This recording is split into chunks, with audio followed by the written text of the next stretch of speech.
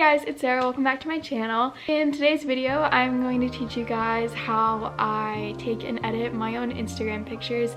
I do a lot of my stuff on self-timer now because I don't really have people to take pictures for me. So I'm going to show you guys how I take my self-timer pictures to make them look kind of like somebody else took them, and then also like what I use to edit. The like equipment that I use to take my self-timer pictures, I have my phone, and then I also use this car mount suction cup thing. The suction cup is useful because you can like stick it to glass surfaces, so if I park my car somewhere I can suction my phone to the outside of the car. The other thing, I actually just got this tripod for Christmas, and it comes with a little fob or button so that you can sync it with your phone and you can take the picture remotely like from it, or you can just use it the way that I use it and just use the timer.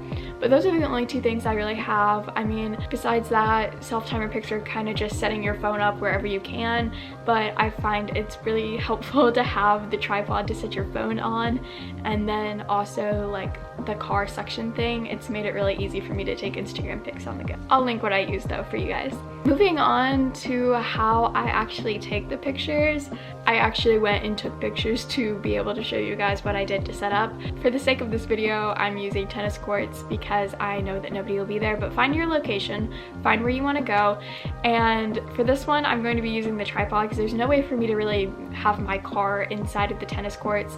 Like, I've tried to use the suction cup thing. This is before I had the tripod and it just didn't work out. But I have the tripod. I just set my phone there, and I'm actually not going to use the button thing. I'm going to show you guys how I traditionally would take the self-timer pictures. And for me, it's a lot easier to use the front-facing camera rather than the back-facing because you can see what you look like and make sure you're in frame and everything. But if you already have it set up and you know what you look like and you just want to use the back camera because of the quality, or if you want to use the flash, because the front-facing camera flash on the iPhone does not give the same effect as the back camera flash. So whenever I take like in the dark flash photos self-timer, I do have to turn it to the back. So I just do like a trial and error type thing when I'm taking flash photos.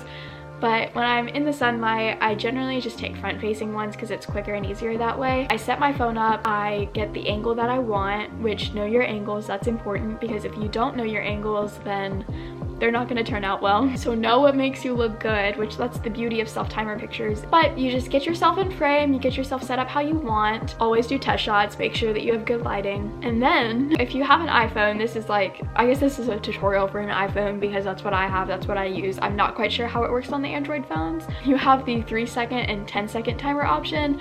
I would say the 10-second because that way you can like get yourself like situated where you're going. If it's like a close-up shot, 3 seconds is fine, but if you're doing like a full body type thing, you're gonna want the full 10 seconds. And I always make sure that my camera isn't using live mode. This is something I guess a lot of people would think that live would be good because you could choose like from before and after, but if you take it off of live mode, it actually does a burst of photos. So I'm always doing some kind of movement, that way it kind of looks a little bit more candid than just standing there like a posed photo, like hands on hips.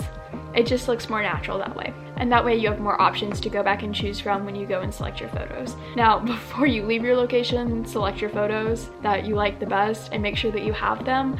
That way you don't get back and realize that you should have taken another set of a certain type of pose. But yeah, that's kind of like how I've been doing it. I find no shame in doing it in public anymore. I don't really care if people stare at me. Like, it's okay, it's natural, we're just trying to be on that Insta grind. After I go through and I select my favorite photos, I try to pick the widest range of photos. That way once I edit them, I have a bunch to pick from to post. So for editing, I actually just bought a Lightroom preset, which I haven't actually like done that before. The preset that I got was the Oh So Vintage by Josie Jabs on Etsy, and it was $5, and I really wanted my Instagram to have a consistent theme, and I was getting really mad at myself for never sticking with a theme.